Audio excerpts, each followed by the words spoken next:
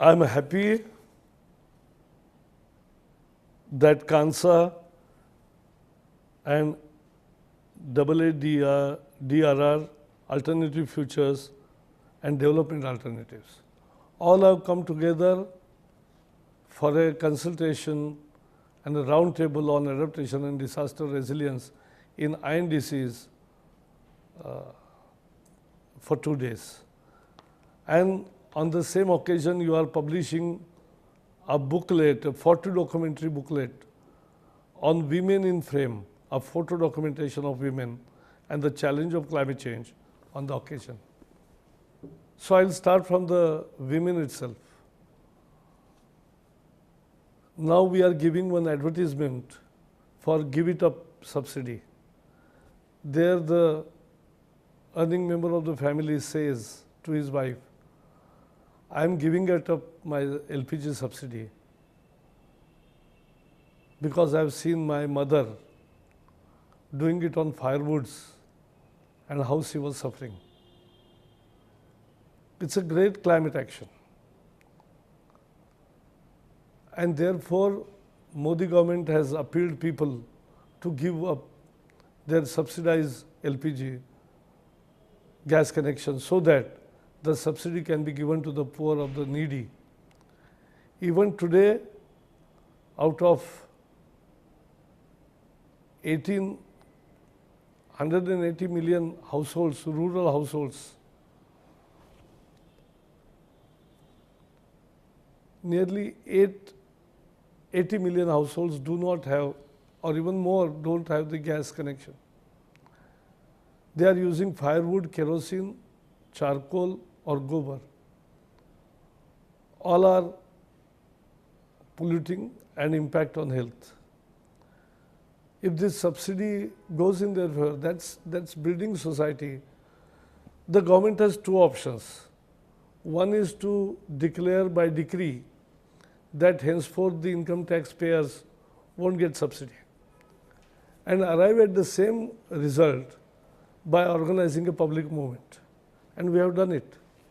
Why I am saying that particular initiative with great interest today is that last week I was in Luxembourg and Paris. And when I told this initiative, more than 15 country ministers came to me and asked me more about this. Because this is how the new resilience is also built upon.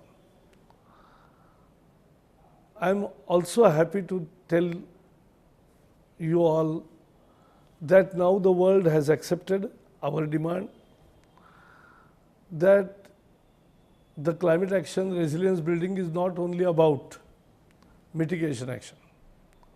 It's about mitigation, 50%, 50% adaptation, and technology support and finance means of implementation is also important, and that also will be reported. And therefore, adaptation, cost, every country will have to do. We'll do our own, but you need money for that. Least developed countries, small island countries, and there are many issues around it. And therefore, this adaptation has become a very important and disaster resilience. And we want to map everything into our INDCs. As our Prime Minister has guided that our lifestyle, our foregone emissions because of our lifestyle practices is also in contribution. It's a new idea, but we'll put it on the table. So there are many new areas, exciting ideas around the INDC building. Ravi Shankar Prasad will tell you about how we are preparing for it. It's a very structured exercise. A great alliance of 130 directors and departments. It's a large coalition of government departments because we have to see beyond 5-year plan. We are looking for 15 years future. And therefore, we are saying that our INDCs will be more scientific and will walk the talk. And your consultation will definitely help us to get more inputs, because this is the last stage when we want this, because I have asked private sector also to compile the data and give us the figures, what private industries are doing, because whenever I visit private industries, it's a new awareness. So everybody is trying to clean up their acts, and that's a good idea. That's how country builds their INDCs.